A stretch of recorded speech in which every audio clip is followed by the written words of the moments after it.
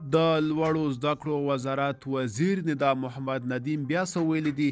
ملګرو که تاسو هم غواړئ په پوره جزئیاتو پوه شئ ویډیو تر اخره وګورئ او د ویډیو په اخر کې خپل نظر هم راسره شریک کړئ. مولوي ندا محمد د ښځو کار او سپورت بې عزتي ده. د اسلامي امارت د لوړو زده کړو وزارت سرپرست د نجونو پر زده کړو د بندیز په تړاو څه نه دي ویلي، خو د ښځو کار او سپورت یې د شرم وړ بللی دي. مولوي ندا محمد په خپلو تازه ویډیويي خبرو کې ویلي که موږ ښځو ته اجازه ورکړو چې په ادارو کې کار وکړي، بې حجابه وي، پارک ته ولاړې شي، ورزش وکړي، نو خدای ته به علما او ملت څنګه ځواب وایي.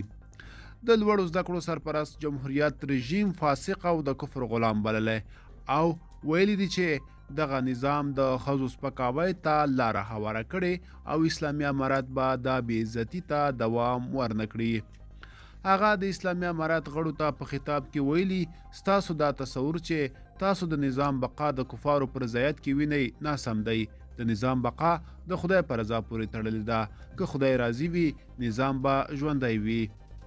د مولوي ندا محمد په مشرۍ د لوړو زده کړو وزارت د نجونو پر زده کړو بندیز لګولو چې د پریکړې په کور دننه او بهر ګڼ شمېر غبرګونونه پارولي دي.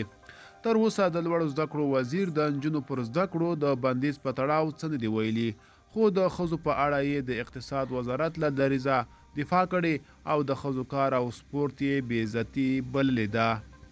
ملګرو که تاسو هم د ندا محمد ندیم د څرګندونو په اړه کوم نیوکه یا پیشنهاد لرئ موږ سره کومنټ کې ولیکئ. د لا ښکلي ویډیوګانو لپاره موږ سره پاتې شئ. تر بیا ښه وخت.